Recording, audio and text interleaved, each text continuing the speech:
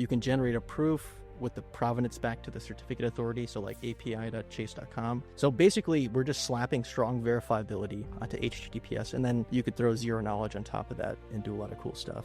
Sold. I'm glad. Yeah, I'm glad that we invested in you guys. It feels bullish. The dumbest part of DeFi, in the nicest possible way, is like a lot of what drives DeFi is over-collateralized lending, which is like the dumbest thing. For years, I keep investing in these different projects trying to do uncollateralized lending and like keep losing my money, but like I'm determined to keep going until we make it. One way people really know that their data is useful, the one I explained, is like just look at the fucking NASDAQ, right? Like all of them are making money off your data and a shitload of it. So you know your data is valuable. You just don't know what you can do with it, and you can't do anything with it.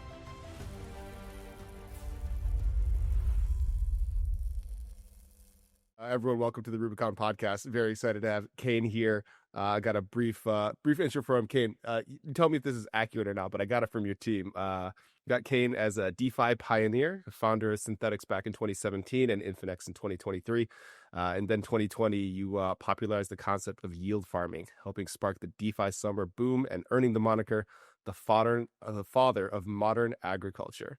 And you're focused on Infinex today. How's that? Anything that they missed? I think that was pretty good. I don't know. Earn is doing some heavy lifting there. I added that to my Twitter bio as a joke, right? So yeah, we'll say earned. We'll say earned. Okay, earned. Well, I think it's great. Hersh is constantly talking about happy rainforests and how we've become sort of monocrop right now. So I think there's going to be some overlaps and parallels there. But we were getting into some stuff right before the podcast about helpful use cases, things that we can actually do to onboard, as Hersh puts it, the 9 out of 10 wallets that haven't been touching crypto yet today. And I unfortunately had to cut you off so that we could do this part first.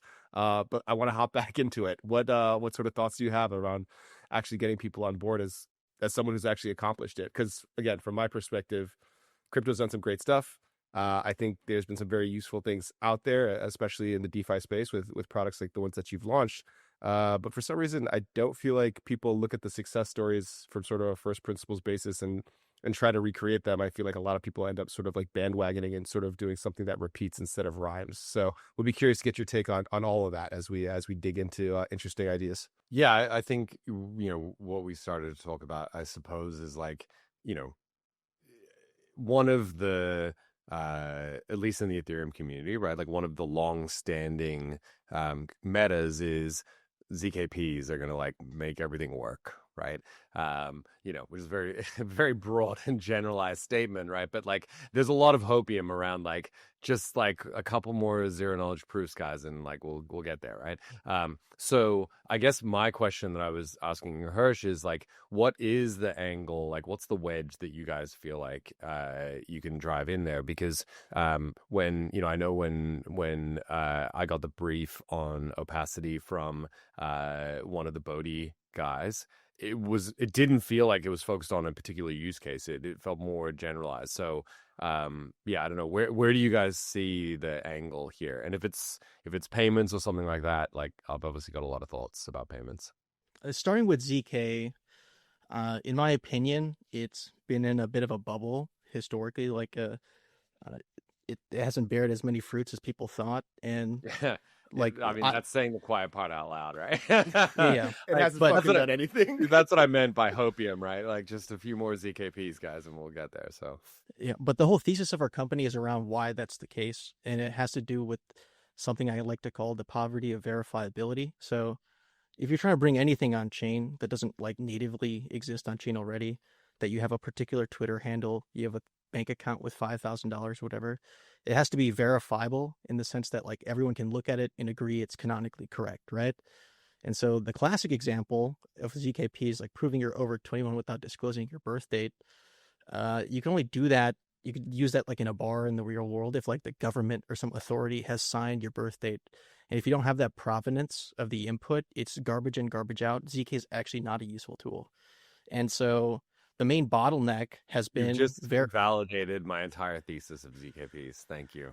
It was all based on that proof of age card scheme. So I'm now wrecked, unfortunately. But the savior is like we actually focus on the core problem of getting more verifiable data into the world. I won't bore you with the full story, but the best way you can do it is to piggyback off of HTTPS. So, simple example, I can let you generate a proof that your bank account came with the response that you have at least $5,000 and the data came from api.chase.com or whatever. So like, why is that useful?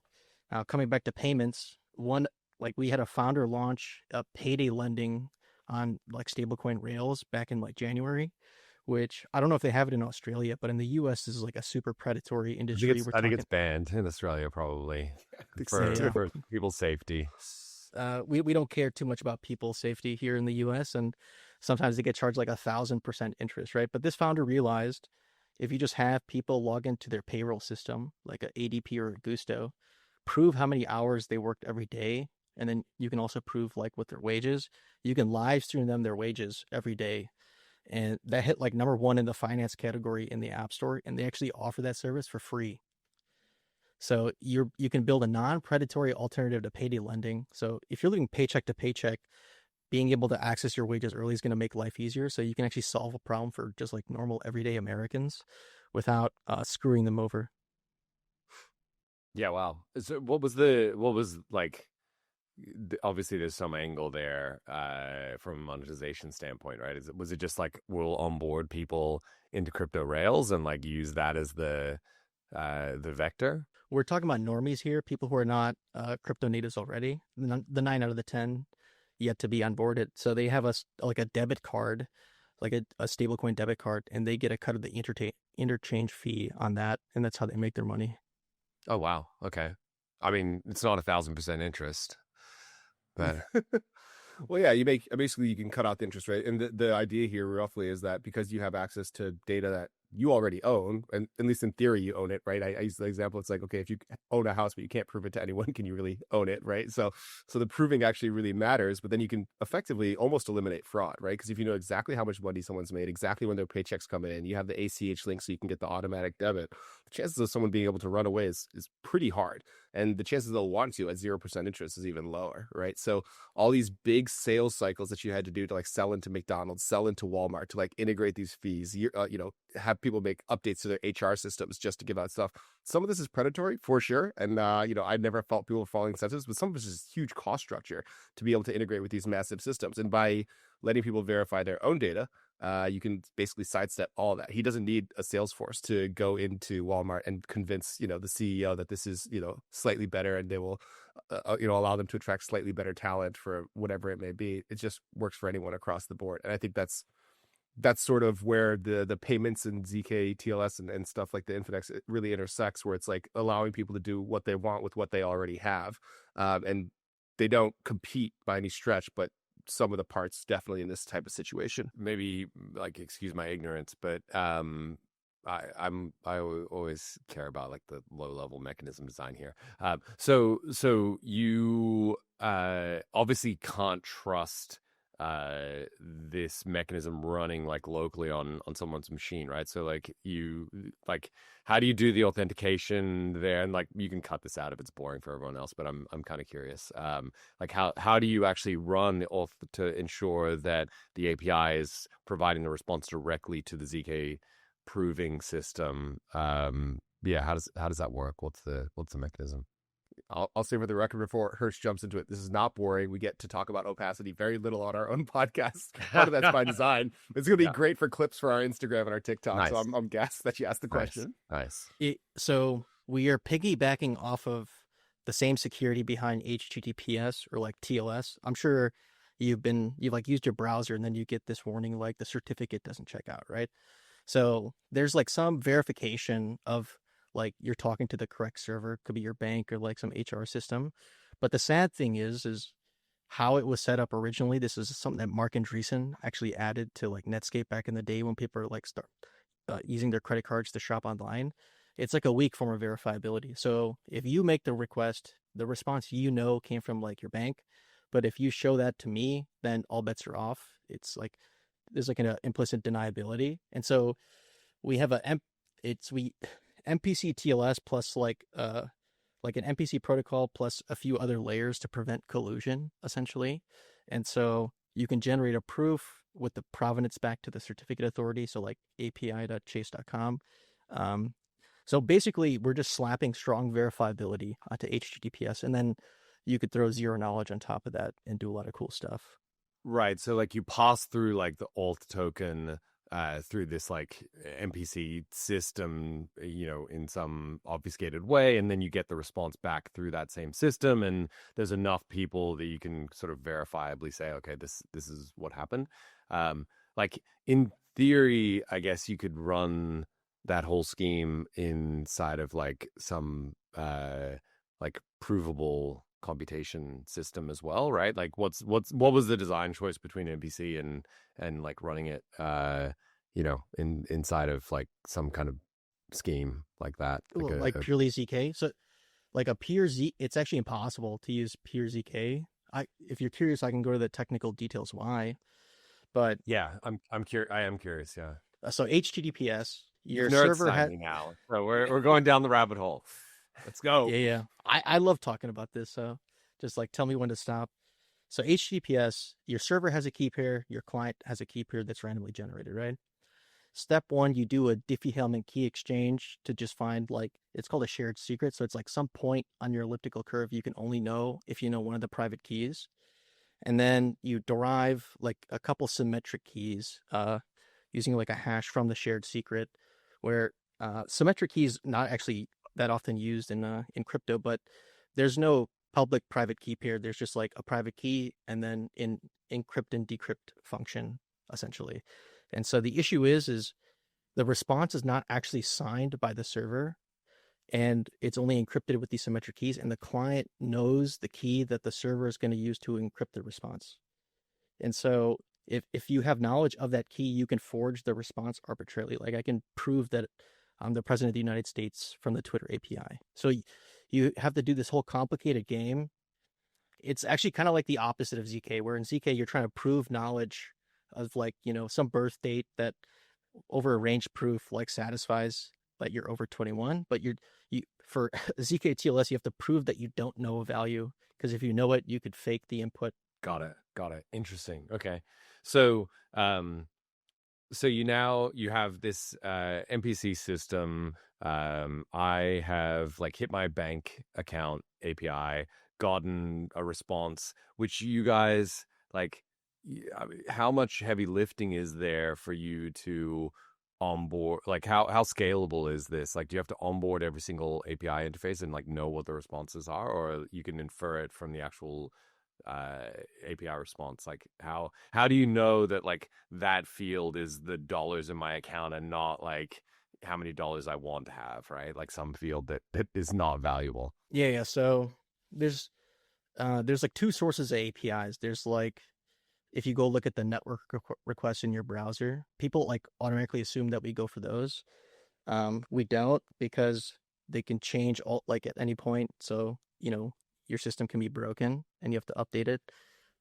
You might not get a persistent authentication, and you might be dealing with HTML, right? Which is not good for proof generation. And so what we do is we go actually reverse engineer the first party application. So a mobile app, for example.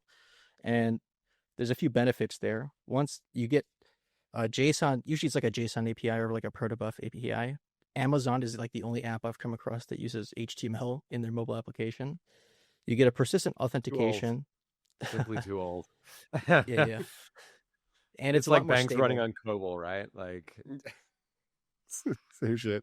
The biggest benefit though is it's a lot more stable, because if X wanted to make a breaking change to their mobile app API, everyone's forced. They've got a bunch of people consuming that, right? Got it. Yeah.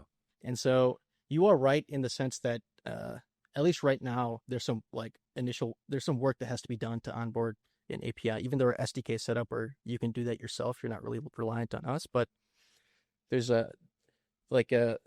we have this grand vision of being able to use AI for that, in the long term, but in the short term, you kind of have to just to pick which ones you want to support. Practical example with this SDK is that payday lender. Presumably, the team that was building that had to go out and support Chase and Citi and the top 10 banks, whatever, bank B of A, whatever, or am I wrong there? Well, we're doing that now. It's early days, so we're helping out with onboarding the actual APIs and getting people access to what they need. Okay, got it.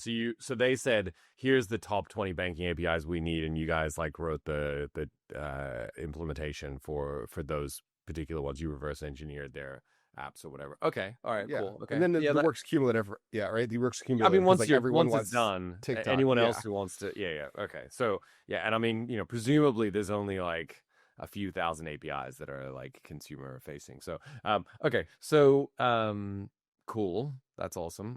So now you have access to this data. A user that has a B of A account can like verify, and you guys have onboarded, so this is how much they owe on their credit card statement. This is how much they have in the bank account. This is their like flow of funds, etc.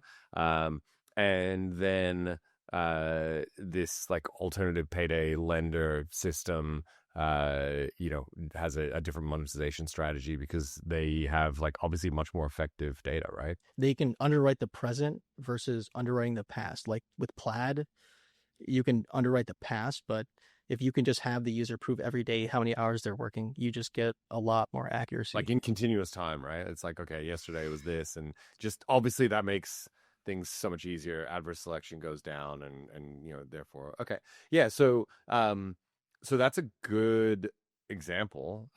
This is really cool. I love this. This is awesome. I did not understand the full implications of this, which many such cases, unfortunately for me. So like, what are some other examples of things that the funny thing is, right? Like we were going to talk about DeFi Summer and like what kicked off DeFi Summer. The thing that kicked off DeFi Summer was compound lending. Right. And the dumbest part of DeFi, like in the nicest possible way, is like a lot of what drives DeFi is over-collateralized lending, which is like the dumbest thing, right? And so for years, I keep investing in these different projects trying to do uncollateralized lending, and like keep losing my money, but like I'm determined to keep going until we make it. But this feels like a really good potential input, not the full solution necessarily, but like a potential input into uncollateralized lending in crypto, right? Like obviously you need some kind of enforcement. Presumably that payday lender has legal T's and C's in meat space that allows them to pursue someone if they don't repay it. But at least having the data to be able to say, yeah, this person has $5,000 in their account, we can lend them $500, right? Or like a credit card that works off that like in real time versus some kind of inferential thing based on credit scores or whatever, like much more direct, like, oh yeah, you've got the money, we can do this. Basically you could use like a neobank to get like a bank account rounding number for the user in the app and prove that that's what you set it to in the HR system, so it'll get sent to like the in-app bank account, and then it'll take whatever needs to be repaid and then redirect it back. Yeah, wow. Yeah, that's pretty cool. We've looked a lot at like under collateralized lending and things like there's probably a market there, but again with like the it rhymes it doesn't repeat sort of like framework, like it's got to be like, I think the net new experiences are the most interesting ones on our side, and some of that is really straightforward. Like Hersh has been obsessed with invoice factoring, like multi-trillion-dollar market, right? All the trucking companies use it, and we found they're literally just like sharing logins, which is like, okay, first of all, it's batshit insane. It's insane. That whole industry is so insane. Yeah, but with zkTLS, you could prove, have you sold it before? You can put it on DeFi rails. You can have the market, price out your risk, right? Depending on how, your previous performance, whatever it may be on those loans. I think that's one interesting side of it, sort of like giving like massive operational efficiency to like existing markets, which are just sort of behind. Cobalt again, right? Like we run up against this a lot in DeFi and in sort of the Rubicon. But the other thing that we've been getting really excited about is people just don't have access to good financing. Even though they're clearly great. And the two sort of canonical examples we've been going through are like tokenizing a YouTube channel, which is like, it's straightforward, it's obvious, except for some reason you have to wait 3 months for payouts and like can't invoice factor that when you probably should be able to, right? Think if you're a travel blogger. Yeah, right? You want to buy a plane ticket, you're fucking waiting 3 months to get income from the last one. 100%. Which is insane. I also So the thing that's most interesting to me about this, right, is it feels like kind of a vampire attack on trusted third parties, on some level, right? So Disintermediating markets, however you want to think about it. yeah. So you have these trusted third parties that are like the arbiter of data, right, in their own systems, but there's like downstream consequences of the fact that they control that, and you're basically vampire attacking them in the sense that like they have to expose this in order to function in the world, right? They can't not expose these endpoints, and you can just leverage those endpoints to then, basically force them. It's like forced composability. Yes, that's exactly what it is. Yeah, because once you have the verifiability, it's composable. Yeah, you're turning Chase into a composable thing against their will, right? Which is kind of I that's really cool. I really like that. And you just need the user to log in. Yeah, I mean, obviously, like you need the user to opt into this, right? But if the user wants to leverage the information that Chase has on them, I mean, one of the funny things, right, about like a lot of this stuff is like own your own data, like this retarded like own your own data thing. This is like slightly different, right? This is like I don't want to own my own data, but I do want to be able to like exfiltrate my data from B of A, like when I feel like it, right? Like that's actually way more useful, right? Like, oh, I need to prove to you something about something that this third party is like, maintaining for me. That's way cooler than like you can't get rid of B of A. Like you need a bank account, right? Yeah, so, I don't think you want to either. B of A is yeah, I good at mean, what they like do in a especially lot for of ways. normies, right? Like they, Yeah. but the same thing for YouTube, right? Like, okay, you're gonna own your own data by having like a decentralized YouTube, and then therefore, like what, like to what end, right? Like just use YouTube. That's where the network effects are, but be able to take the data out and use it when you need for whatever it is that you need, right? Like that to me feels like the unlock here is like go and extract data at will from all of these like giant systems that are kind of systemically important. Anyway, cool. All right, sold. I'm glad. Yeah, I'm glad that we invested in you guys. It feels bullish. Yeah, no, it's great. I think that's one of the really like interesting things as Hersh describes it, the romantic part of it is like because we call it swapping cooperation, right? Instead of asking for these platforms for the data or trying to get them to make huge system changes to sign APIs. Because if they sign their APIs, we're actually useless, right? The problem is there's literally no incentive to do it, and a lot of times negative incentive. The one way people really know that their data is useful, the one I explain is like just look at the fucking NASDAQ, right? Like all of them are making money off your data and a shitload of it. So your data is valuable. You just don't know what you can do with it, and you can't do anything with it. So by swapping that, two things happen. One, you unlock value for users, but two, you actually force the builders to now create something valuable enough that the user wants to sign in and give you their data. Right now that the user is in control of the value, they're at the center of the value exchange. The door is open. If you can provide value to a user, you can get access to the data. But if you can't, tough shit. You had a bad business anyways. I don't care. It wasn't meant to be built. And that's sort of the stance that we're taking as far as this whole like data portability thing goes. That's really cool.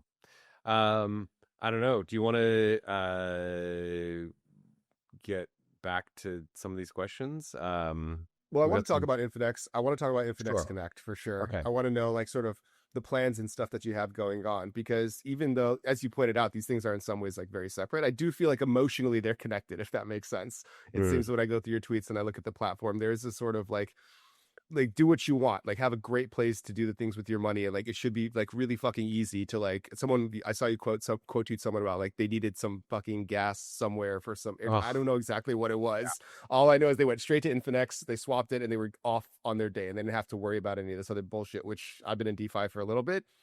It's brutal. I was actually taking our COO through bridging to base today and like taking an Aave loan. He's like, none of this makes sense. What's WETH? What's he's like, how come it says ETH up here and WETH down here? I'm like, it's crazy, right? Listen, like I don't have explanations for you. I know, like for weird reasons, because we fucked up the ERC20 token like we didn't like just pot dependency, right? Like there's all these things that like you kind of have to have as like implicit knowledge that if you're a new person coming in, you shouldn't need to know this stuff. Like it's there for a reason, but like really kind of putting it in the user's face is insane. So, we've abstracted a lot of that stuff away.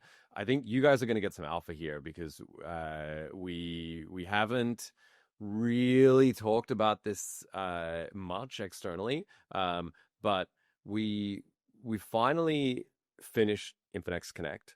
And we built the first couple of dApps, which the plan was always, do some integrations to like classic dApps, Aave, Synthetix, Maker, etc. So we've done that. And in the process of doing that, some very interesting things came out. What we realized is that that we have a thing now, which is like kind of a superpower, right? This ability to use your Infinex account with other dApps, right? And it was actually really easy for us to build a clone of Aave, right? So we just forked Aave. We didn't integrate into Aave. We just forked Aave and built our own version of Aave. And then once we've done that, we can do a lot more cool stuff, like make Aave omni-chain instead of making it like a single chain selector thing with like dumb signing stuff. Like we can just remove all the complexity and make a better version of Aave that, is obviously good for Aave as well, right? Because they don't care what the interface looks like. They just want to build the best, marketplace, right? The best contracts. So the better the user experience at the interface layer, the better Aave is, right? So we're like, what else could we rebuild? Because that actually wasn't that hard, right? Just fork and integrate. And we started looking around, and what we realized is like, actually the combination of the AI coding tools that exist today from like Cursor and Claude Code and everything, and Infinex Connect, you can kind of build anything. Like most of the things that we use have really robust APIs. Hyperliquid, for example, is a very good example. And you can rebuild an interface if you have clear API interfaces super fucking quick, like really insanely quick. You can rebuild an NFT trading platform really quick. CoinGecko has good APIs. There's Sequence. There's a few other API providers that give you really robust APIs to like pull marketplace data, aggregated data, trading data.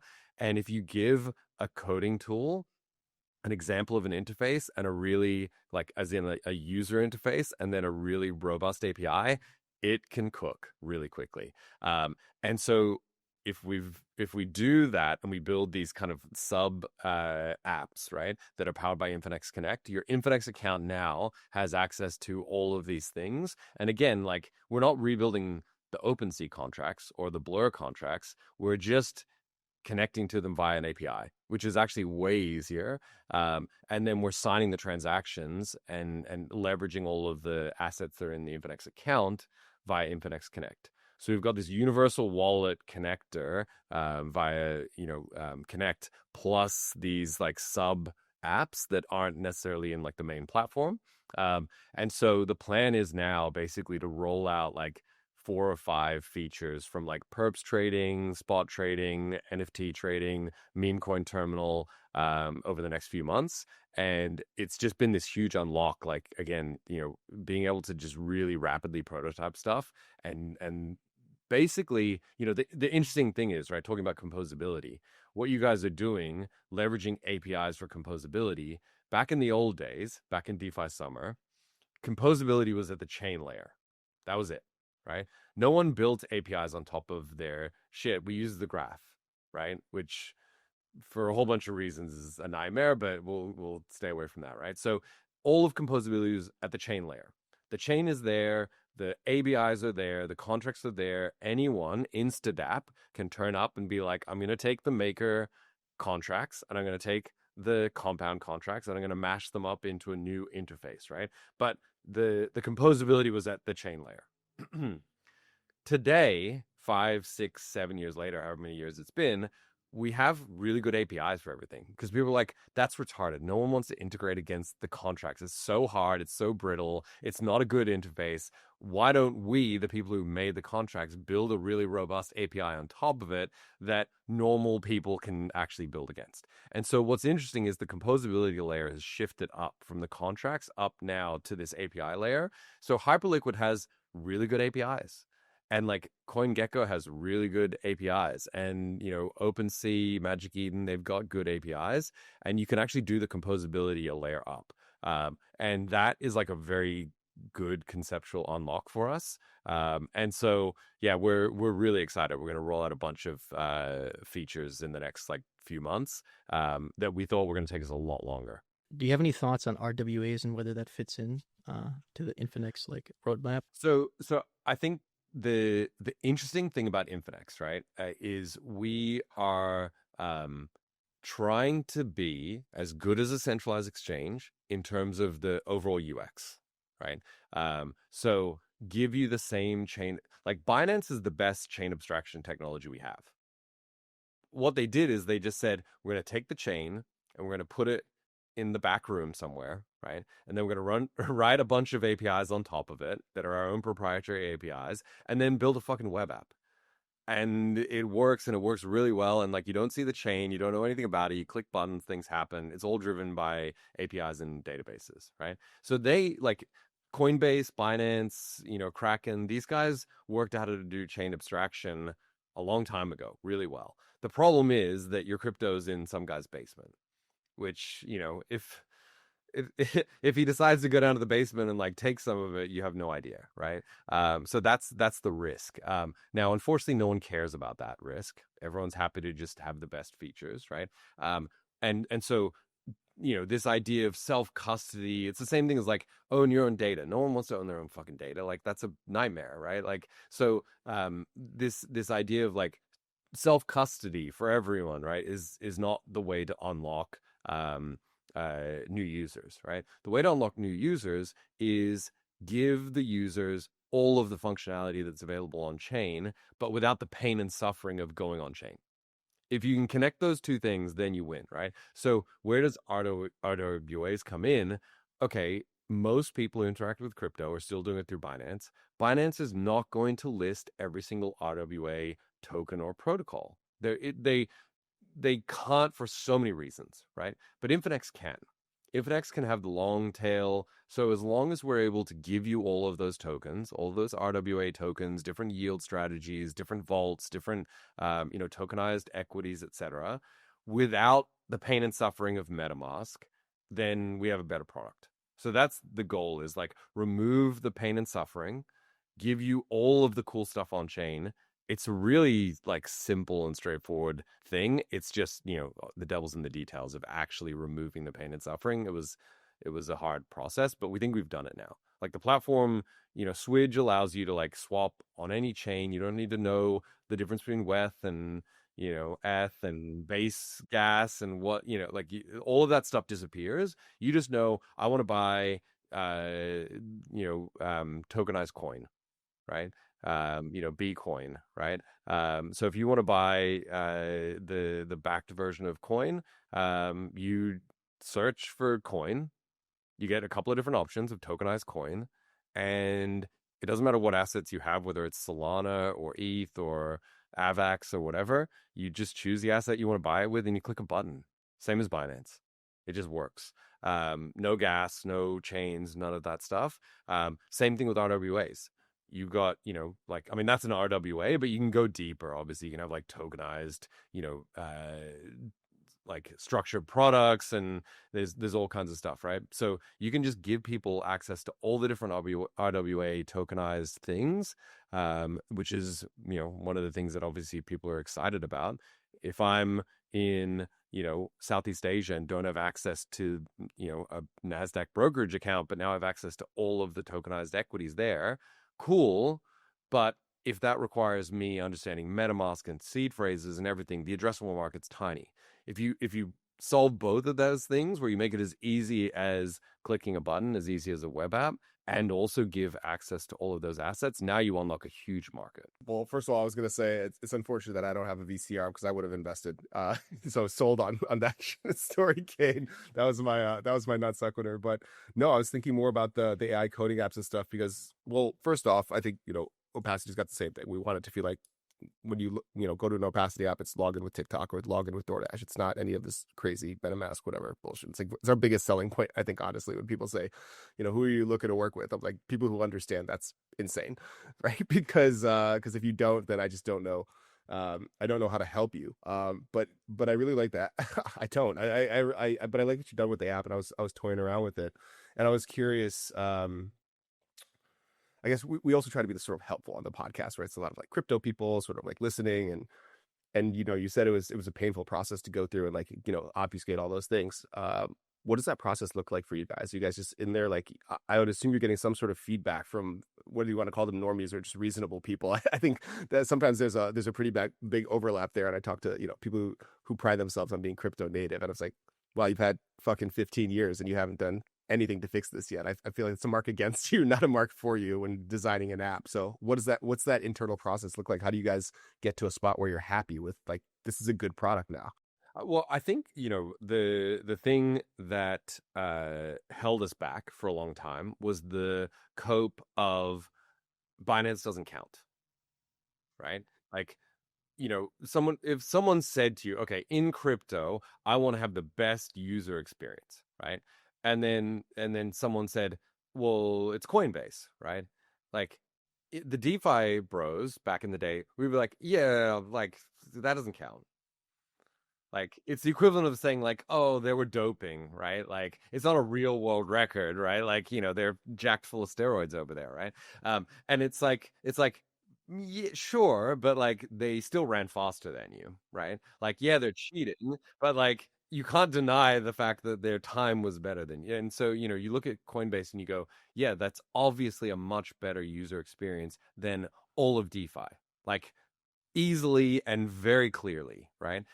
I I will say this. I've been trading some futures, and the CFTC hit me up, and I'm very compliant. I want to say that publicly. Yeah, You will hear back from me on my address change, but Hyperliquid was better, like across the board. for sure, for sure. We're Like, we're switching that now, I think, and I think it's thanks to folks like yourself. But I do think it's worth saying that progress has been made, and like that 100%. behemoth is not what it was before. I'm talking 2020, right? DeFi summer. 100%, yeah. DeFi Right. summer, like, it was fucking jank all the way down, right? But we didn't acknowledge it, right? Like, we were delusional. We are like, yeah, sure, there's like a lot better things, right? Even this didn't just extend to like centralized exchanges, right? This also extended to like Web 2 companies, right? Like, someone would be like, why can't we have like the same login experience as Facebook? And we're like, well, because Facebook's evil.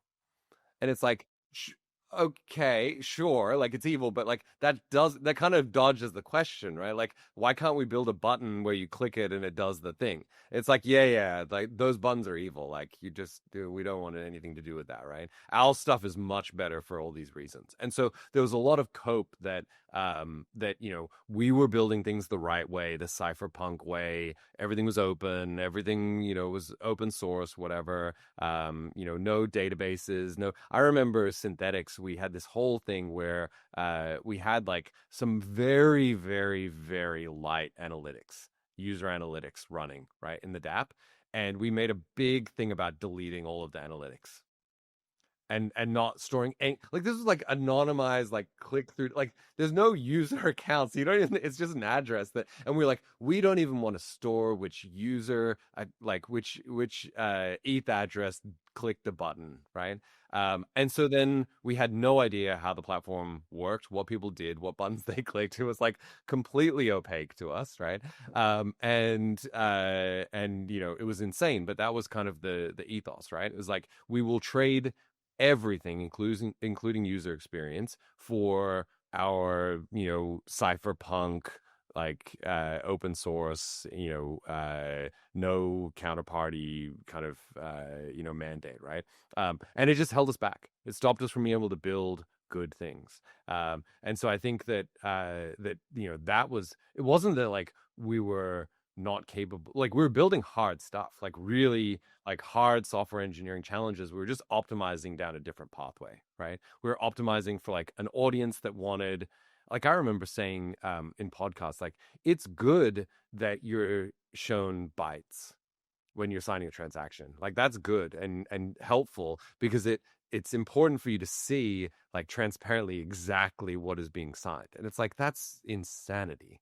That makes no sense. Like, you're supposed to like take the hex bytes and put them into a hex decoder to figure out what you're like, what? No, just like tell the user in like English. And it's like, well, we can't tell the user in English because then the user would have to trust the software on what they're signing, and then it's basically blind signing, and then we might as well be Coinbase. And it's like, what? Like, so there was a lot of crazy shit like that we genuinely believed, that I think empirically has been proven wrong, and most of us who were building DeFi back then have kind of had to pivot away from that a little bit. I think there's still some things like being non-custodial that are kind of not worth compromising. Like we should still be optimizing for being non-custodial, but even with Infinex, like we made a decision that it's okay for us to be censorable. Like that's a trade-off, right? If someone comes along and nukes the Infinex interface, no one will be able to use it. But that's okay because it's non-custodial, so they can go on chain and recover their assets. But if someone nukes the interface because we're doing a thing that they don't like, and whatever for reasons, whether it's a nation state or it's AWS or whatever, then you don't get to use Infinex anymore, right? But the goal should be build a thing that is so useful that so many people want to use it that no one can turn up and nuke it. That should be the goal, right? The Uber approach of like mass adoption will protect you from, regulatory interference, I think is a much more practical approach than trying to solve this from a technical perspective, because there really, unfortunately, are very few technical solutions to this that aren't some kind of LARPing hand wavy thing where like it's still running on AWS, bro. Like if someone really wants to shut down your dApp, they can, right? Like, I'm sorry, So anyway, so that's just saying a bunch of things about basically like having to pivot. But I think it wasn't just that we had to pivot away from the way we were building things. A lot of people built a lot of cool tools over the last 5 years. There was a lot of infrastructure investment that didn't exist in 2020, that exists in 2025, that enable us to do much cooler things without compromising. Right. And so it's a bit of a combination of both. Like one is reorient to get the best user experience and stop the cope of Coinbase doesn't count. Coinbase counts. We need to be as good as Coinbase Wallet, Coinbase, Kraken, Binance, Bybit, whoever it is. We need to be as good as the sexes from a UX perspective. And we need to, really minimize the compromises there. And we have the luxury of doing that today, I think. Yeah, I love that. You said a lot of good stuff. I took some notes, but first of all, props for pivoting. I have the unfortunate experience of having to like pitch zkTLS, which is like this new idea to folks. And I still run into, quote unquote Web3 natives who are like, who cares about signed data and, Facebook? In 10 years, everything's going to be on chain anyways. Like, all right, well, we'll just fucking sit around and do nothing. Was that Dan Romero who said that? Right? That was not Dan Romero. No, Dan Romero is not bullish Facebook for obvious reasons. But I digress about Podcaster a little bit. But when you were talking, it reminded me of this anecdote, right, where they ran like a version of Instagram, I believe, without ads in Europe somewhere, just to like see how it would do. And engagement actually went down. Like people actually sort of like great products and things that are targeted at them. And it takes, a certain type of person, I think like yourself, from what you're telling me, to like really look at that from first principles and accept it. Like, okay, this is human nature, right? And people ask, how are you going to get people to log into your chase? I always tell them, you'd be shocked at what people would do for $20, right? Like this is not the axis we want to compete on. Like you need to make something great, and then you'll be surprised what people will do. And I think the interesting thing is that there are different types of people, right? Which is a fairly trivial, obvious statement, right? But we had an audience of people that were autistic as fuck, right? And were there for the vibes of like, being as cypherpunk as possible. And that was our audience. And we genuinely catered to that audience. Early DeFi was all catering towards that. Again, a lot of like LARPing and hand waving and governance theater and stuff. But like there were also a lot of like really well implemented things that did align with the ideological side of our audience, right? The problem is that is an extremely fucking niche audience. There were like 5,000 people in that audience, right? And thankfully they all owned ETH, and so we all got really rich and bought each other's tokens, and it worked out well. But the addressable market was very small for that, and we had to eventually figure out like we weren't getting any new users, even though crypto was growing, and it was like, this is weird. Like, why does Binance keep growing, and FTX and, all these centralized platforms and, Celsius and, these things are growing crazily. And like DeFi had this period where it just didn't grow for like years, right? And it was like, oh, okay, yeah, right, because we build things for a bunch of autists, and there's like 5,000 of them, and a normal person would never use this shit. And so then we had to pivot and be like, okay, let's rethink how we approach this. Yeah, I'm on record saying that crypto has no fucking users. That's one of the TikTok clips that we have, and it's just like I made this slide when one of my first like talks I gave when I was working in crypto. It's like, here's like, you know, the total number of like Bitcoin addresses that are like transacting, and here's Ethereum, and here's, you know, Polkadot, and then like I was like, now let's look at it versus the Instagram users, and like all the bars just disappear, right? Like It's talk just about flat. WhatsApp, Facebook. You look at any successful Web2 company, like you could look at a Series B company, and it's just like, oh wow, the revenue and the user count and the retention is all bigger than all of DeFi, right? And like, I don't know if that's true today. Obviously things are growing. I'm glad people like yourself are working on this stuff, but it does take that like sort of self-awareness to be like, hey guys, we keep saying we're going to bring people on chain, but we're just trading with each other. This was not a fast process. I want to call out, right? Like this was a 5-year process for me to like let go of some of these things that I believed, right? So, you know, it wasn't like I woke up on, you know, one Sunday and was like, oh, maybe we're doing this wrong. Like it took a lot of unwinding to get there. But I think in 2025, you know, one of the things, FTX was like such a good indicator of this, right? Like if people didn't realize the risks of like being custodial post FTX, but they just like, they're like a YOLO back to Binance. Like they didn't give a fuck, right? And so that to me was like a bit of like a nail in the coffin of like, okay, like we're doing this wrong in some ways. So There's a couple. There was Celsius, it was oh yeah, FTX, so like it was like people they getting all wrecked blew all over up. the place. Yeah, Yeah. they all blew up. All of a sudden you knew a lot less people who lost their private keys than you did got affected by that, right? Like the trade-off started looking a little different, hopefully, but still, like you said, back to Binance, because that's what product is. It's the because it's the better product. That's the harsh reality is Binance is a better product than most of DeFi. So like fix that, and then we can have a conversation. Real quick, this is a more of a meme idea, but with zkTLS, you could potentially airdrop people like FTX users that got screwed. I'd be curious, like, how do you think that would end up going? Like, do you think with Infinex it would make sense to do something like that? Well, so actually, one of the ideas that we had a while ago, and we did this, was to do an airdrop for traders on Binance, Bybit, Coinbase, etc., by using their API keys. So we got them to connect their API so we could read their trading history, and then we basically airdrop them based on that trading history. My hot take is that you guys would be able to do that much more effectively than how we did it. And you know, like again, the nice thing is like Hyperliquid also has really robust APIs, right? Like, you know, allow people to prove their Hyperliquid trading history with ZKPs, and you can airdrop to them, and that's very aligned with you know some of the stuff we're working on. So we should definitely talk about that, because I think that there's a number of uses within Infinex where we could pull some data in, or allow users to pull some data in that would be very valuable to us. Yeah, I think there's one more idea that I had, which is probably overly complicated, but I really want someone to do it anyways. I want someone to recreate Renaissance technologies on chain, where basically you verify your trading history, you verify that you've got, you know, okay, only people with $1 million in Binance. You copy the trades, you have to outperform every quarter. Bottom gets dropped out and you guys get put in. Smart contract pays 2 and 20. Now everyone has access to the best traders in the world, and I think that could all theoretically run on Infinex the way you're describing it. At least I could probably build that with AI and zkTLS.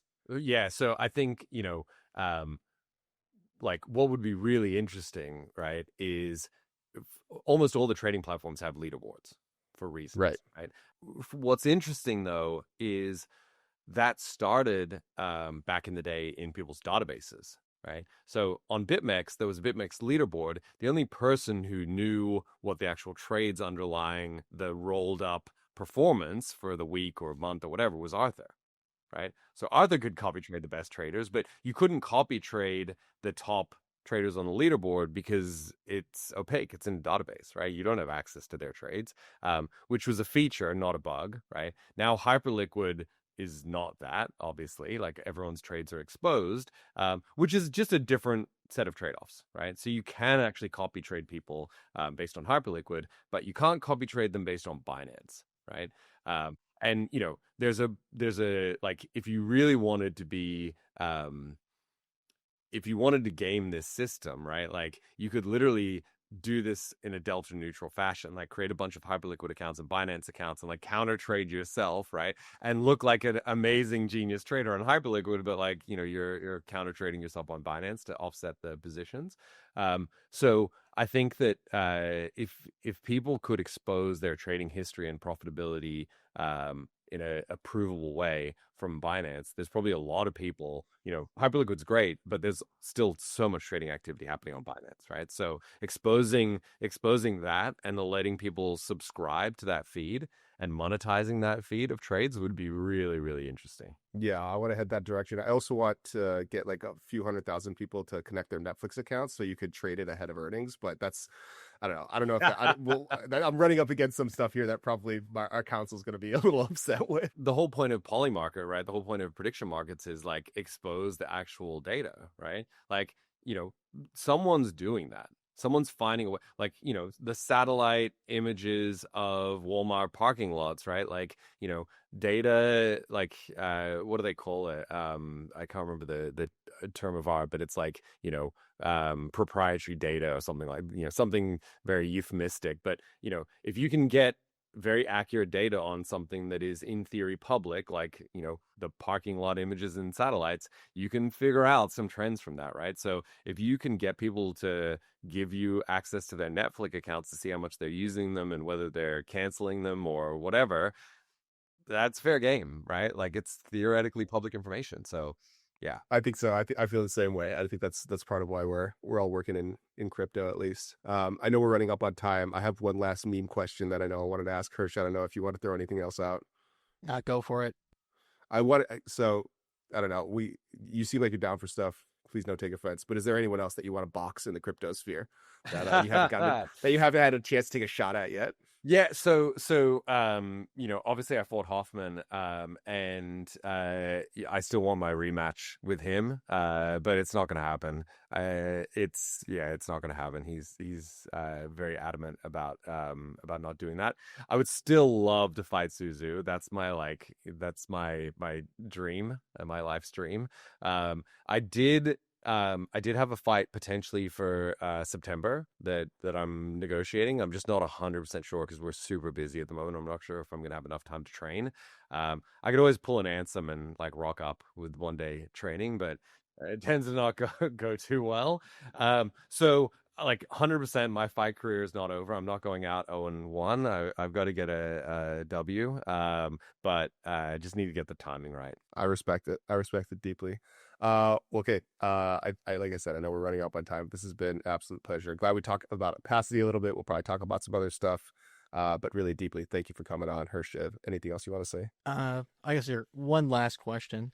I've been going off on like, right now is the time to be building in crypto. Like, if you're in school, you're interested in crypto, you should drop out for sure. College is a complete waste of time, especially someone like yourself, being a part of, like, a key part of DeFi summer. I'll be curious to hear your message to people. Like, why is it the best time to be building in crypto right now? It's the thing that I always say to founders is that narrative market fit in early stage trumps product market fit, right? And the reason why that's important is whether for good or ill, right? Investors in many industries are pretty retarded, right?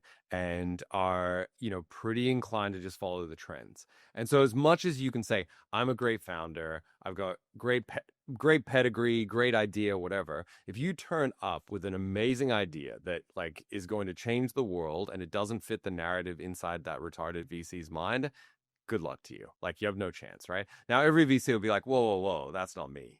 I'm different, right? Like, I look at each founder individually and I don't get psyops and I don't have biases. Like, I'm whatever. It's bullshit. People are people. And so going and trying to raise money and trying to get funding when the market is excited about the thing that you're doing is the best way to time things. It's 1,000 times easier than trying to go out, so go and raise money when the market's hot and then build through the bear market is like the best strategy. If you do that, you're gonna, do really well.